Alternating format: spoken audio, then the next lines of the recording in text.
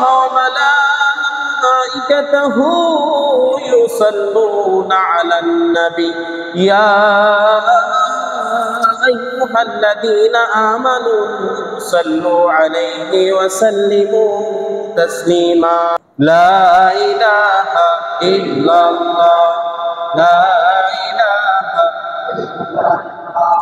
لا إله إلا الله لا إله إلا الله محمد رسول الله لا إله إلا الله محمد رسول الله لا إله إلا الله لا إله إلا الله لا إله إلا الله لا إله إلا الله لا إله إلا الله إلا الله لا إله إلا الله محمد رسول الله لا إله إلا الله محمد رسول الله لا إله إلا الله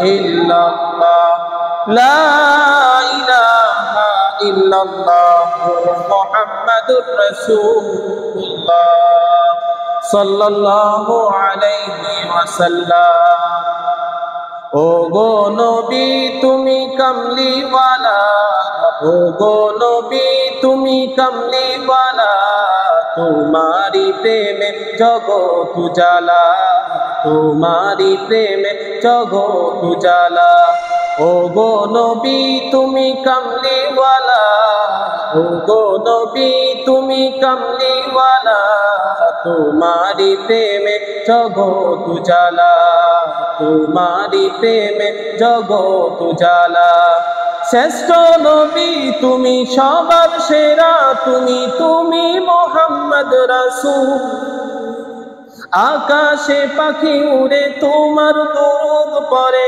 তুমি মদিনার বুলবুল শ্রেষ্ঠ নবী তুমি সবার সেরা তুমি মুহাম্মদ রাসূল আকাশে পাখি উড়ে তোমার দরুদ পড়ে তুমি মদিনার বুলবুল তোমারি প্রেমে দিল যে দেওয়ানা তোমারি প্রেমে দিল যে দেওয়ানা গাইছে মন সাল্লি আলা ও গো নবী তুমি কামলিওয়ালা ও গো নবী তুমি কামলিওয়ালা তোমারি প্রেমে জগৎ উজালা তোমারি প্রেমে জগৎ উজালা সাল্লাল্লাহু আলাইহি সাল্লাম সাল্লাল্লাহু আলাইহি সাল্লাম সাল্লাল্লাহু আলাইহি সাল্লাম নেহায়েত কাবিল ইহতিরাম সম্মানিত মুসল্লিয়ান ইকরাম আল্লাহ পাকের আলিশান দরবারে লাখ কোটি শুকরিয়া যে আল্লাহ আমাকে আপনাকে ভালো রেখে সুস্থ রেখে আল্লাহ পাকের ঘরে আসা বসা কিছু কথা বলা এবং শোনার তৌফিক দিয়েছে সেজন্য আমরা সেই মহান প্রতিপালকের দরবারে আমরা সকলে অন্তরস্থলে একবার শুকরিয়া জ্ঞাপন করি জোরে বলুন আলহামদুলিল্লাহ। আপনারা সবাই কেমন আছেন? আলহামদুলিল্লাহ, আমিও আলহামদুলিল্লাহ এক সপ্তাহ ছুটি কাটিয়ে আজকে সকালে আসছি। আপনাদের দোয়াতে ছুটিও আলহামদুলিল্লাহ ভালোই কাটছে। আত্মীয় স্বজন প্রতিবেশী পাড়া প্রতিবেশী যাদের সাথে সাক্ষাৎ হয় না এই ঈদের মধ্যে সাক্ষাৎ হয়েছে, আলহামদুলিল্লাহ সবাই ভালো আছে। আপনারা যেন ভালো আছেন এটা আমি খুব ভালো লাগলো। আল্লাহ পাক সবাইকে এরকম ভালো রেখে সারা জীবন কাটানোর তৌফিক দান করে জোরে বলুন আমিন। মুহতারাম হাজিরিন, রমজানুল মুবারকের মধ্যে আমি আপনাদেরকে একটা কথা বলেছিলাম, সেটি হলো যে রসুলের উপর দুরুদের একটা ঘটনার কথা আমি রমজান মাসে বলছিলাম। জানি না কার স্মরণ আছে যে আমরা নবীর উপর কেন দুরুদ পড়ব। নবীর উপর কেন আমাদের দুরূদ পড়তে হবে? কেনই বা আমরা নবীর উপর দুরূদ পড়ব? এটা সকলেরই প্রশ্ন। আল্লাহ পাক পবিত্র কুরআনুল কারীমের সূরা আহজাবের মধ্যে বলেন, ইন্নাল্লাহা ওয়া মালাইকাতাহু ইউসাল্লুনা আলান নবী ইয়া আইয়ুহাল্লাযীনা আমানু সাল্লু আলাইহি ওয়া সাল্লিমু তাসলিমা। আল্লাহ পাক যে নবীর উপর কেন দুরূদ পড়তে হবে, আমরা নবীর উপর কেন দুরূদ পড়ব, যে দুরূদ নিয়ে আজকে বিভিন্ন ধরনের দাঙ্গামা হাঙ্গামা চলে, সমাজের মধ্যে বিভ্রান্তি, দেশের মধ্যে বিভ্রান্তি, এক সমাজ আরেক সমাজকে দেখতে পারে না শুধু এই দুরূদের কারণে, যে ওরা দুরূদ পড়ে আমরা দুরূদ করি না, আর দুরূদ করে কি লাভ? অথচ এটা দুরূদ পড়া এটা কার হুকুম? আল্লাহর হুকুম। সবাই বলি দুরূদ পড়া কার হুকুম? আল্লাহ পাক পবিত্র কুরআনুল কারীমে সূরা আহজাবে 56 নম্বর আয়াতের মধ্যে বলে যে দুরূদ পড়া হলো এটা আমার হুকুম। আল্লাহ পাক বলে, বান্দা তুমি নামাজ পড়ো কিন্তু আমি আল্লাহ নামাজ পড়ি না। তুমি যাকাত দাও, আমি আল্লাহ যাকাত দেই না। তুমি রমজানুল মুবারকে রোজা রাখো, আমি রোজা রাখি না। তুমি প্রতিদিন 3 বেলা খানা খাও, আমি খানা খাই না। তুমি প্রতিদিন রাত্রে ঘুমাও, আমি আল্লাহ রাত্রে সারাদিন 24 ঘন্টা কখনো ঘুমাই না। কিন্তু একটা আমলের সাথে তোমার আর আমার মিল আছে, সেটা হলো দুরূদ। জোরে বলুন সুবহানাল্লাহ। আল্লাহ নবী সাল্লাল্লাহু আলাইহি সাল্লামের উপরে আল্লাহ পাক বলতেছে, ইন্নাল্লাহা ওয়া মালাইকাতাহু ইউসাল্লুনা আলান নবী, যে এই দুরূদ তোমরা নবীর উপর কেন পড়বে? যে এই দুরূদ পড়া হলো আমার হুকুম। দুরূদ পড়া কার হুকুম? আল্লাহ পাকের হুকুম। এই জন্য আমরা দুরূদ পড়ব। দ্বিতীয় নম্বর কথা হলো, দ্বিতীয় নম্বর এই কোশ্চেনের উত্তর হলো যে নবীর উপর দুরূদ পড়া আল্লাহ পাকের হুকুম কিভাবে হলো? যে নবীর উপর দুরূদ পড়া হলো আল্লাহর উপর জিকির করা। নবীর উপর দুরূদ পড়া করলে আল্লাহর উপর জিকির করা হয়ে যায়। কিভাবে? আমাদের আন্তর্জাতিক দুরূদ হলো দুরূদে ইব্রাহিম। আন্তর্জাতিক দুরূদ কি? যেই দুরূদে ইব্রাহিমটা আমরা নামাজের মধ্যে পড়ি, যে এই দুরূদের মধ্যে আমরা পড়ি আল্লাহুম্মা সাল্লি আলা মুহাম্মাদ ওয়া আলা আলি মুহাম্মাদ কামা সাল্লাইতা। আমার বোঝানোর উদ্দেশ্য যে দুরূদ পড়লে আল্লাহ পাকের জিকির করা হয়ে যায়। যেই জায়গার মধ্যে নবীর উপর দুরূদ পড়বেন ওখানেই আল্লাহ পাকের স্মরণ হয়ে যায়। কিভাবে? আল্লাহুম্মা সাল্লি আলা, আল্লাহুম্মা আয় আল্লাহ। এই যে আল্লাহকে ডাকলেন, আল্লাহকে ডাকাই হলো আল্লাহ পাকের জিকির করা। জোরে বলুন ঠিক না ব্যাঠিক? যে যেখানে আল্লাহ পাককে ডাক, যেখানেই নবীর উপর দুরূদ পড়ব, সাথে সাথে কাকে ডাকতে হবে? যে আল্লাহ পাককে। নবীর উপর দুরূদ পড়লে সেখানে আল্লাহ পাককে আনতে হবে। আল্লাহ পাককে আনা ছাড়া নবীর উপর দুরূদ পড়া যায় না। এই জন্য আমরা দুরূদ পড়ব। জোরে বলুন ঠিক না ব্যাঠিক? তাহলে আমরা দুইটা প্রশ্ন, একটা এই প্রশ্নের উত্তর দুইটা দিব যে নবীর উপর দুরূদ পড়ব কেন। এক নম্বর প্রশ্নের উত্তর হলো যে নবীর উপর দুরূদ পড়া হলো আল্লাহ পাকের হুকুম। এটার দলিল কি? পবিত্র কুরআনুল কারীমের সূরা আহজাবের 56 নম্বর আয়াতের মধ্যে বলে, ইন্নাল্লাহা ওয়া মালাইকাতাহু ইউসাল্লুনা আলান নবী। আল্লাহ পাক বলে, বান্দা তোমরা নামাজ পড়ো, আমি আল্লাহ নামাজ পড়ি না। তোমরা রোজা রাখো, আমি আল্লাহ রোজা রাখি না। তোমরা বাইতুল্লাহ শরীফ হজ করার জন্য প্রতি বছর যাও, কেউ প্রতি বছর, কেউ বছরে সারা জীবনে একবার, কেউ বছরে কয়েকবার বাইতুল্লাহ শরীফ যাও, কিন্তু আমি আল্লাহ যাই না। আমি আল্লাহ হজ করি না, আমি আল্লাহ নামাজ পড়ি না, আমি আল্লাহ রোজা রাখি না, আমি আল্লাহ খানা খাই না, আমি আল্লাহ ঘুমাই না। কিন্তু বান্দা তুমি যখন নবীর উপর দুরূদ পড়ো, ওই সময় আমি রাসূলের উপর দুরূদ পড়তেই থাকি। জোরে বলুন সুবহানাল্লাহ। এবং আল্লাহ পাক এমন কিছু ফেরেশতা কিয়ামত পর্যন্ত নিযুক্ত করে রাখছে, যে সমস্ত ফেরেশতাগুলো যে কিয়ামত পর্যন্ত নবীর উপর দুরূদ পড়তেই থাকবে। জোরে বলুন সুবহানাল্লাহ।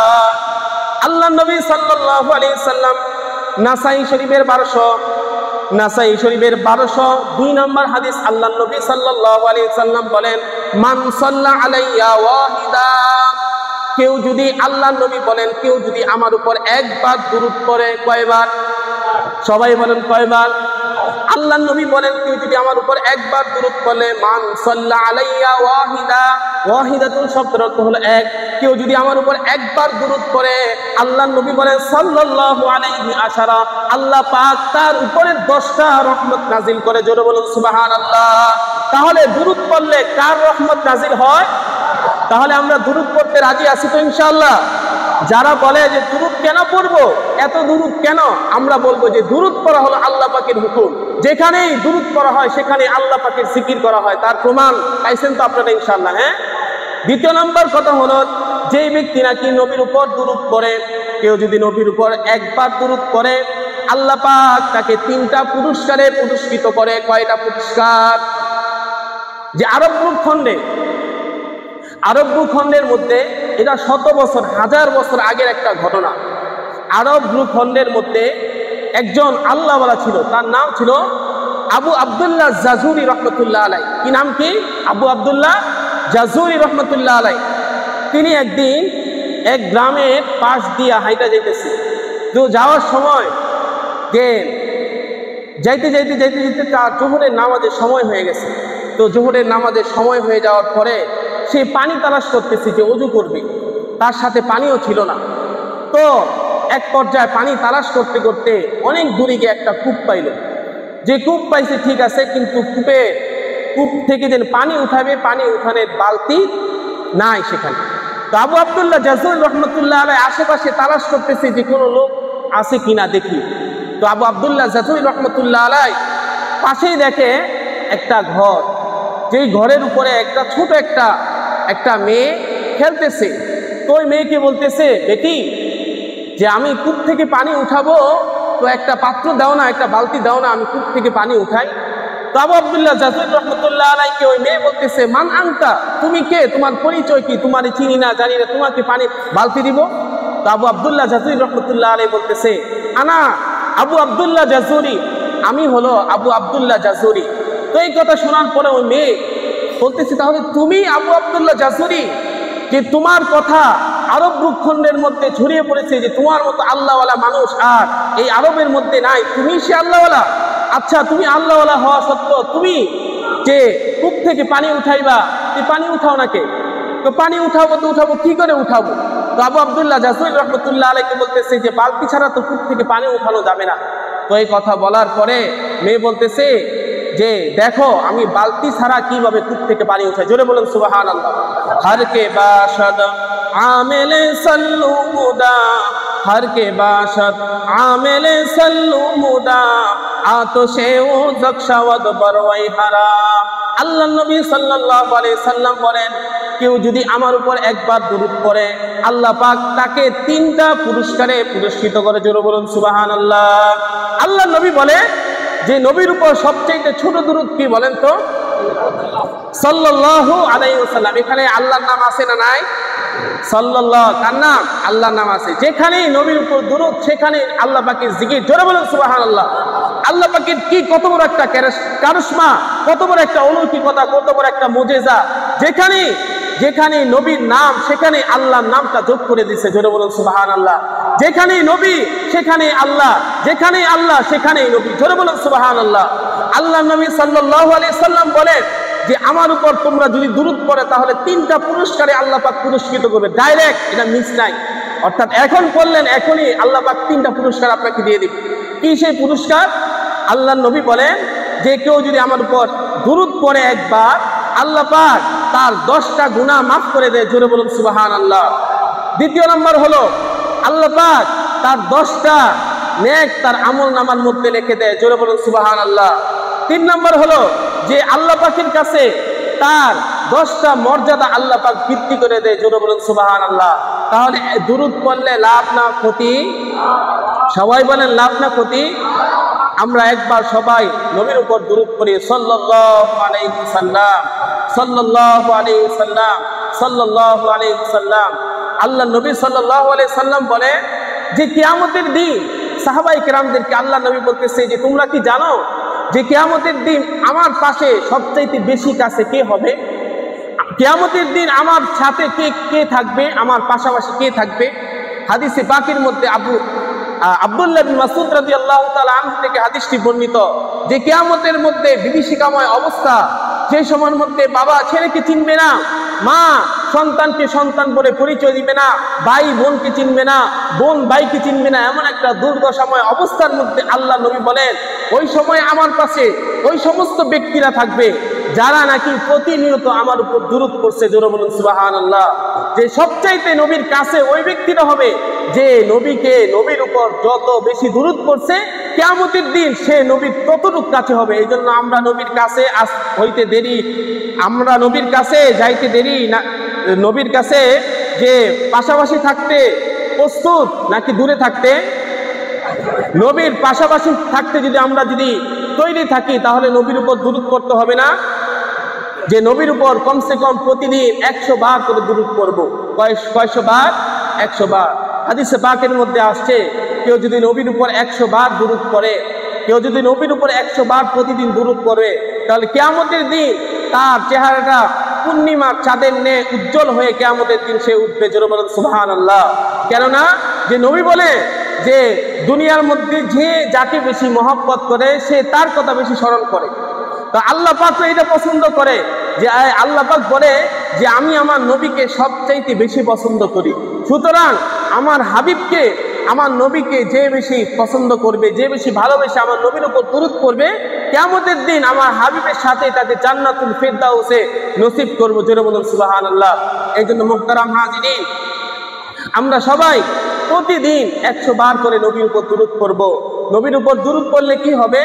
হাদিসে পাকের মধ্যে আসছে যে আমরা যে দোয়া করি, আয় আল্লাহ আমার ছেলের বাহিরের ব্যবস্থা হইতেছে না, আয় আল্লাহ আমার মেয়ের উপযুক্ত পাত্রর ব্যবস্থা হইতেছে না, আয় আল্লাহ আমার ছেলের ব্যবসা বাণিজ্যের মধ্যে কোনো উন্নতি হইতেছে না, যত দোয়া করি সব দোয়াটা আসমানের উপর লটকায় থাকে। যতক্ষণ পর্যন্ত বান্দা নবীর উপর দুরূদ না পড়ে ততক্ষণ পর্যন্ত এই আসমানের উপরে যে এই দোয়াগুলো লটকায় থাকে, আল্লাহ পাকের দরবারের মধ্যে পৌঁছে না। এই জন্য আমরা যে দোয়া করার কয়েকটা আদব আছে, দোয়া করার কয়েকটা আদব আছে। আমরা যে মোনাজাত নেই, মোনাজাত নেওয়ার আগে ইজতিমাই হোক অথবা ইনফিরাদি হোক, একা একা হোক অথবা মজলিসের মধ্যে হোক, যখনই আমরা দোয়া করি ওই সময় আমরা নবীর উপর দুরূদ পড়বো। ইনশাআল্লাহ রাজি আছি তো? যে নবীর উপর দুরূদ না পড়লে আপনার দোয়াটা আসমানের উপর লটকায় থাকে, আল্লাহ পাক পর্যন্ত পৌঁছে না। এই জন্য নবীর উপর দুরূদ করে আল্লাহ পাক পর্যন্ত আমাদের দোয়াকে পৌঁছানোর চেষ্টা করবো ইনশাআল্লাহ। আল্লাহ পাক তৌফিক দান করুক। জোরে বলুন আমিন। আবু আব্দুল্লাহ জাসুরি রাহমাতুল্লাহ আলাইহি, ওই মেয়ে বলতেছে মান আনতা, তুমি কে? আবু আব্দুল্লাহ জাসুরি রাহমাতুল্লাহ আলাইহি বলতেছে আনা আবু আব্দুল্লাহ জাসুরি, আমার নাম হলো আবু আব্দুল্লাহ জাসুরি রাহমাতুল্লাহ আলাইহি, যে আমি হলো উপমহাদেশের মধ্যে আরব ভূখণ্ডের মধ্যে সবচেয়ে বড় একজন আল্লাহওয়ালা। যে তাহলে তুমি সেই আল্লাহওয়ালা, যে তোমার নাম তোমার সুনাম সুখ্যাতি সারা আরবের মধ্যে ছড়ায় পড়ছে, তাহলে তুমি কূপের পাশে এসে দাঁড়ায় রয়েছো কেন? ওই মেয়ে বলতেছে যে তুমি কেন কূপের পাশে দাঁড়ায় রয়েছো? তুমি এত বড় আল্লাহওয়ালা, তুমি কূপ থেকে পানি উঠাও। ও আল্লাহওয়ালা বলতেছে যে বেটি, যে কূপ থেকে পানি উঠানোর জন্য তো বালতি লাগবে, আমি বালতি ছাড়া কিভাবে কূপ থেকে পানি উঠাবো?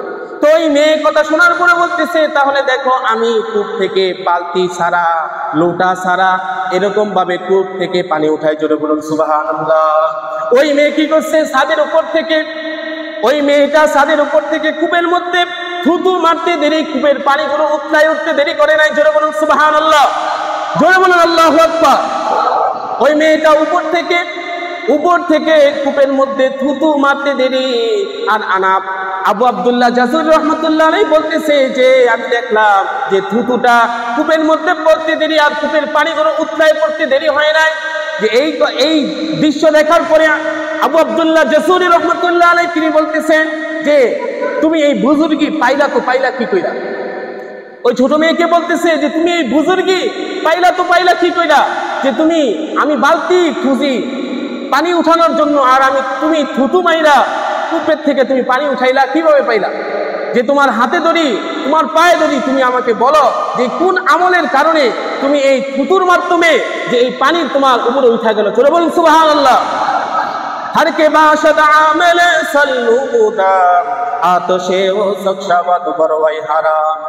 ওই মেয়েটা বলতেছে তাহলে শোনো, আমি একজন রাখালের মেয়ে, আমি এরকম ভাবে মরুভূমির মধ্যে উট চড়াই। যতক্ষণ পর্যন্ত আমি উট চড়াই ততক্ষণ পর্যন্ত আমার জবানের মধ্যে নবীর উপর দুরূদ পড়তেই থাকে। জোরে বলুন সুবহানাল্লাহ। যতক্ষণ পর্যন্ত আমি এরকম ভাবে রাখালগিরি করি, 1 ঘন্টা 2 ঘন্টা যতক্ষণ পর্যন্ত উট চড়াইতে থাকি, আমি প্রতিদিন নবীর উপর দুরূদ পড়তে থাকি। আর এই দুরূদের বদৌলতে আল্লাহ পাক আমার জবানের মধ্যে এমন একটা কারিশমার এমন একটা অলৌকিকতা দিছে, যে অলৌকিকতার কারণে আল্লাহ পাক আমার জবান দিয়া দোয়া করতে দেরি, দোয়া কবুল পাইতে দেরি হয় না।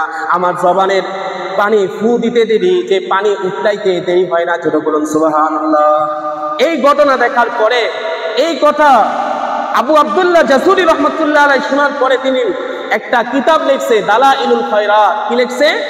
দালাইলুল খায়রাত একটা কিতাব লিখছে যে এই দুরুদের উপর অর্থাৎ নবীর উপরে কি বারে কি দুরুদ পড়বে, শনিবারে কি দুরুদ পড়বে, রবিবারে কি দুরুদ পড়বে, অর্থাৎ 7 দিনে দুরুদ পড়ার ফজিলতগুলো তিনি হাদিস সংক্রান্ত যে সমস্ত দুরুদ আছে এগুলো বের করে তিনি একটা কিতাব লিখছে ওই মেয়ের ঘটনাকে উদ্দেশ্য করে। এই জন্য মুহতারাম হাজিরিন, আমরা যে যেখানেই থাকি, রাস্তা দিয়ে চলতেছি নবীর উপর দুরুদ পড়ি, যেরকম ভাবে বাজারে যাইতেছি নবীর উপর দুরুদ পড়ি, দোকানের মধ্যে বসে রয়েছি নবীর উপর দুরুদ পড়ি, নৌকা দিয়ে পার হইতেছি নবীর উপর দুরুদ পড়ি, গাড়িতে বসে রয়েছি কেউ আমার সাথে কথা বলতেছে না, আমি কেন ব্যস্ত সময়কে, আমি কেন আমার এই সময়টাকে নষ্ট করব, আমি নবীর উপর দুরুদ পড়ি। আলহামদুলিল্লাহ, রমজানের শেষ দিন, রমজানের শেষ দিন 1000 বার আলহামদুলিল্লাহ দুরুদ পড়ছি। কয় হাজার বার? 1000 বার। আমি এখান থেকে নিমতলা যাইতেছি, নিমতলা থেকে আব্দুল্লাহপুর। আমার কথা হলো আজকে রমজানের শেষ দিন, যে এই শেষ দিন সামনে হয়তো নাও পেতে পারি। কেন বলতেছি? আপনাদের উৎসাহ দেওয়ার জন্য, যে আপনাদের শুধু বয়ান করি আমি আমল করি না তা না, আপনাদের উৎসাহ দেওয়ার জন্য। রমজানে নবীর উপর একবার দুরুদ পড়লে কয়বার দুরুদের সওয়াব? কয়বার? 70 বার। কয়বার? তাহলে 1000 বার দুরুদ পড়লে কয় হাজার নেকি হয়েছে? জোরে বলুন, কয় হাজার? আলহামদুলিল্লাহ, আমি যখন ঘর থেকে বের হই আমি নিয়ত করি যে আজকেই তো রমজানের শেষ দিন, আর তো 170 পাবো না, আজকেই তো শেষ, অফার শেষ। অফার শেষ হওয়ার আগে মোবাইলের মধ্যে যখন মিনিট থাকে, যার কাছে ফোন দেওয়া লাগে না তার কাছেও ফোন দেয়, কি রে বন্ধু হঠাৎ করে তুই ফোন দিলি, এদিকে যে মোবাইলের মধ্যে মিনিট আছে এটা বলে না, বলেনি ভাই? যে একটা ভিডিও দেখতে মনে চায় না, মোবাইলের মধ্যে এমবি আছে, এই যে কিছুক্ষণ পরে এমবি শেষ হয়ে যাবে, তারপরে সে অনার্থক দেখতে থাকে। তো আমিও ভাবলাম যে আরে আজকে তো রমজানের 30শে রমজান, আজকের পরে তো 170 আর আমার আমল নামায় দেওয়া হবে না, তাহলে কি করা যায়? তাহলে আমি মনে মনে নিয়ত করলাম যে এই ঘর থেকে বের হব, ঘরে আসার আগ পর্যন্ত আমি নবীর উপর দুরূদ পড়তেই থাকবো। জোরে বলুন সুবহানাল্লাহ। মুহতারাম হাজিরিন, খোদার কসম, নবীর উপর আপনি যতবার দুরূদ পড়বেন, নবীর নাম মনে নিতে দেরি আপনার চোখ দিয়ে পানি বের হতে দেরি হবে না। জোরে বলুন আল্লাহু আকবার। এই জন্য মুহতারাম হাজিরিন, আমি তো আমল করি, জানি না আপনারা আমল করেন কিনা। এই জন্য আমি চাই আমার প্রত্যেকটা ভাই নবীর আশেক হিসাবে আল্লাহ পাক কবুল করে নেক। জোরে বলুন আমিন। আল্লাহ পাক প্রত্যেকটা ভাইয়ের অন্তরের মধ্যে নবীর মহব্বত, আরে নবীর মহব্বত ছাড়া আপনাকে তো মুসলমান বলা যাবে না। আরে আল্লাহ পাকে তো বললো যেখানে আমার নাম সেখানে নবীর নাম, যেখানে নবীর নাম সেখানে আমার নাম। আমার নাম যদি স্মরণ করতে যাও, নবীর নাম বাদ দিয়ে আমার নাম স্মরণ করতে পারবা না। এই জন্য মুহতারাম হাজিরিন, আমি আল্লাহর কাছে দোয়া করি আপনাদের জন্য যে প্রত্যেকটা ভাইয়ের অন্তরের মধ্যে নবীর মহব্বত দিয়ে দে। যে নবী উহুদের ময়দানে, যে এরকম ভাবে বদরের ময়দানে, উহুদের ময়দানে যে নবীর দাঁত মুবারক শহীদ হয়েছে, যে নবীর মাথার মধ্যে এরকম হেমলেটের মধ্যে এরকম করাঘাত করা হয়েছে, নবীর মাথা থেকে ফিনকি দিয়ে রক্ত বের হয়েছে, এই নবী এই দিনের জন্য এত কুরবানি করছে যে আজকে আমরা এরকম মসজিদে আসছি, এরকম এত সুন্দর মসজিদ পাইছি, ইসলামের যত বিধিবিধান দেখতেছি এগুলো সব নবীর কারণে। আরে সব বাদ দিলাম, আমরা যে আসমানের নিচে থাকি এটা নবীর উসিলায় পাইছি। জোরে বলুন সুবহানাল্লাহ। আমরা যে আসমানের নিচে থাকতেছি, এই চন্দ্র দেখতেছি, গতকালকে আমার আত্মীয় এক বলতেছি যে এখনো চন্দ্রটা ফাটা দেখা যায়, এখনো চন্দ্রটা ফাটা দেখা যায়। আমি বলতেছি যে নবী সাল্লাল্লাহু আলাইহি সাল্লামের সাথে যখন খেলার কোনো সাথী ছিল না, ওই সময় নবীর সাথে চাঁদ আয়েশা, আমেনার ঘরে আয়েশা নবীর সাথে চাঁদ খেলতো। জোরে বলে আল্লাহু আকবার। যে নবী সাল্লাল্লাহু আলাইহি সাল্লামের সাথে চাঁদ খেলতে খেলতে নবীর আঙ্গুলের ইশারায় চাঁদটা দ্বিখণ্ডিত হয়ে 2 পাহাড়ের মধ্যে পড়ছে। জোরে বলুন আল্লাহু আকবার। সেই চাঁদের ফাটা আজ পর্যন্ত আসমানে চাঁদের মধ্যে দেখা যায়। কথা বলেন ঠিক না ঠিক? এই জন্য এই নবীকে আমরা ভালো না বেশে কাকে ভালোবাসবো বলেন? আল্লাহ পাক আমাদের সকলের অন্তরের মধ্যে নবীর ভালোবাসা নিয়ে নবীর উপর দুরূদ পড়ার তৌফিক দান করুন। জোরে বলুন আমিন। দুরূদ পড়লে কয়টা লাভ? আরেকবার বলি, কয়টা লাভ? আরেকবার বলেন, কয়টা লাভ? একটা হলো দুরূদ পড়লে 10টা গুনাহ মাফ। দ্বিতীয় নাম্বার হলো দুরূদ পড়লে 10টা নেকি আল্লাহ পাক আমল নামায় দিয়ে দেয়। 3 নাম্বার হলো দুরূদ পড়লে আপনার মর্যাদা আল্লাহ পাকের কাছে 10 গুণ বৃদ্ধি পেয়ে যায়। জোরে বলুন সুবহানাল্লাহ। আল্লাহ পাক আমাদের সকলকে নবীর মহব্বত, একটা হলো মুখে বলা সাল্লাল্লাহু আলাইহি সাল্লাম, আরেকটা হলো নবীর মহব্বত নিয়ে দুরূদ পড়া। আল্লাহ পাক সকলকে তৌফিক দান করুন। জোরে বলুন আমিন। যারা সুন্নত করি নাই কবরের জুমা 4 রাকাত সুন্নত করি।